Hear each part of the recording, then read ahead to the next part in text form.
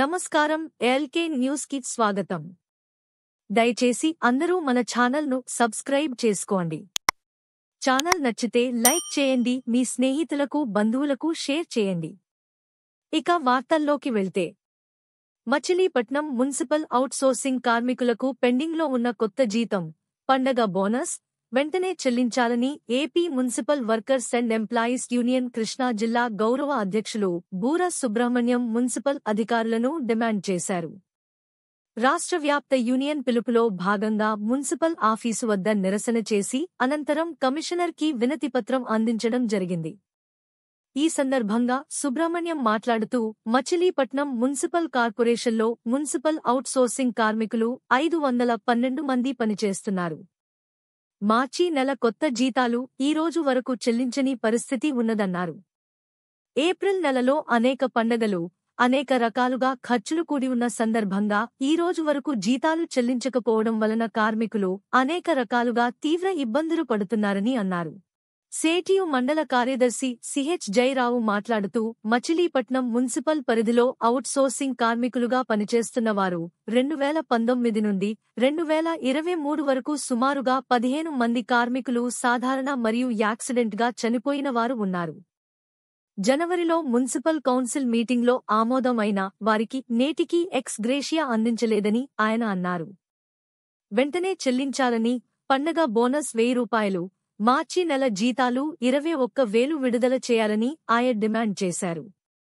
ఈ మేరకు మచిలీపట్నం కార్పొరేషన్ కమిషనర్కి వినతి పత్రం ఇవ్వడం జరిగింది. ఈ కార్యక్రమంలో AP municipal workers and employees union Krishna జిల్లా కార్యదర్శి డి.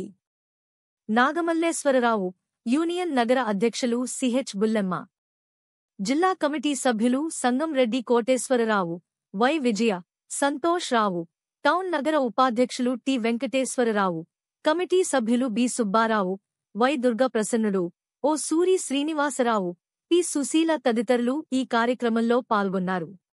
ఈ నెల 17వ తేదీన సాయంత్రం మచిలీపట్నం కోనేరు సెంటర్లో మాజీ ముఖ్యమంత్రి నారా చంద్రబాబు నాయుడు, పవర్ స్టార్ పవన్ కళ్యాణ్ను నిర్వహించే ప్రజాగళం బహిరంగ సభ విజయవంతం కావాలని సోమవారం మచిలీపట్నం నగర కార్పొరేషన్ 45వ డివిజన్ సిడింబి అగ్రహారంలో వేంచేసియున్న శివాలయంలో ప్రత్యేక పూజలు, అర్చనలు నిర్వహించి 45వ డివిజన్లోని ఇంటింటికి వైసీపీ ప్రభుత్వంలో గాడి తప్పిన అభివృద్ధిని వివరిస్తూ 45వ division Telugu Desam party incharge PV Phanikumar, Telugu Desam party నాయకులు పామర్తి నరేష్, డివిజన్ మాజీ కార్పొరేటర్ పామర్తి రాధిక, గంజాల రవికుమార్, కొనకళ్ల భాను, తాత నల్లబాబు, జి కృష్ణమూర్తి తదితరులు కరపత్రాలను పంపిణీ చేసి మీడియాతో మాట్లాడారు.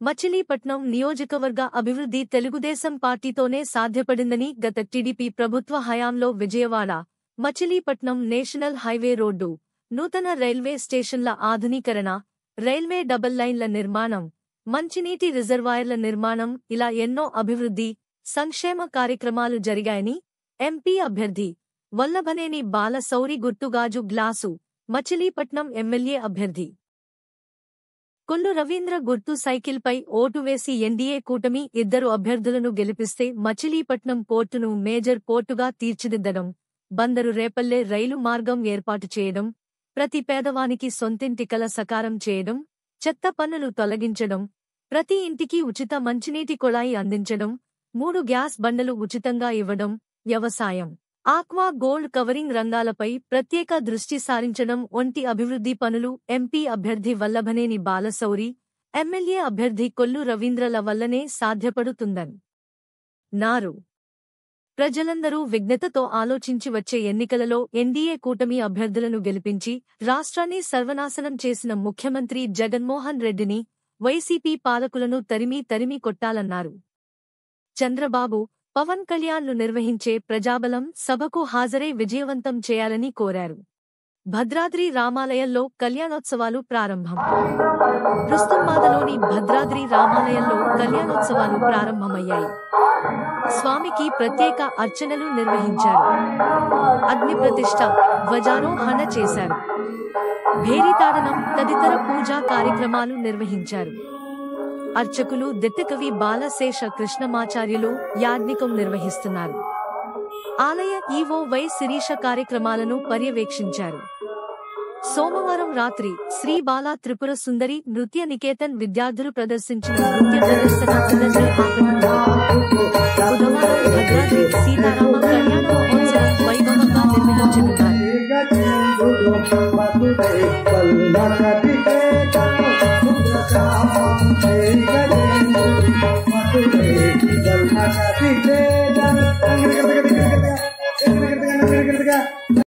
అమరావతి రాజధానికి దగ్గరగా ఉన్న మచిలీపట్నం నగరాన్ని కూటమి ప్రభుత్వం అధికారంలోకి వచ్చాక పారిశ్రామికవాడగా తీర్చిదిద్దుతామని, బందరు పోర్టును అభివృద్ధి చేస్తామని టీడీపీ జనసేన బీజేపీ కూటమి మచిలీపట్నం అసెంబ్లీ అభ్యర్థి కొల్లు రవీంద్ర అన్నారు.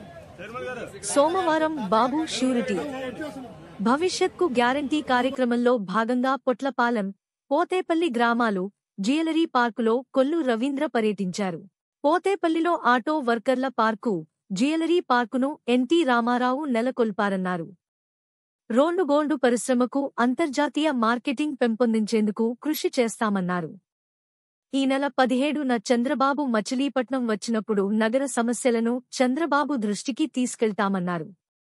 జనసేన మచిలీపట్నం అసెంబ్లీ నియోజకవర్గ ఇన్ఛార్జి బండి రామకృష్ణ, టీడీపీ బందరు రూరల్ మండలం అధ్యక్షుడు కుంచే నాని, జిల్లా ప్రభుత్వ ఆస్పత్రి అభివృద్ధి కమిటీ మాజీ అధ్యక్షుడు తలారి సోమశేఖర్, కాటం అక్కుమహంతి రాజా పాల్గొన్నారు.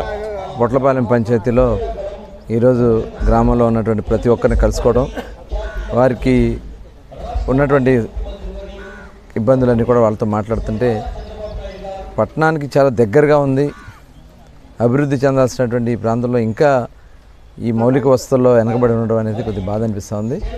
ఖచ్చితంగా వాళ్ళందరూ కూడా, ఎందుకంటే ఆడబిడ్డలు, ఎందుకంటే ఈ ప్రాంతంలో బోరేసినా ఉప్పు నీళ్ళే వస్తాయి, వాడుకుంటా కూడా పనికిరానటువంటి నీళ్లు. మరి అలాంటి దాంట్లో మంచినీళ్ళు కూడా ఇవాళ చాలా ఇబ్బందులు పడుతూ ఉన్నారు. వాళ్ళందరూ కూడా మేము హామీ ఇచ్చాం, ఇంటింటికి మంచినీళ్ళు కుళాయి ఇచ్చేదానికోసం రేపు ప్రభుత్వం వచ్చే ఒక్క పొట్లపాలెమే కాదు బందర మండలం మొత్తం కూడా మంచినీళ్ళ సమస్య లేకుండా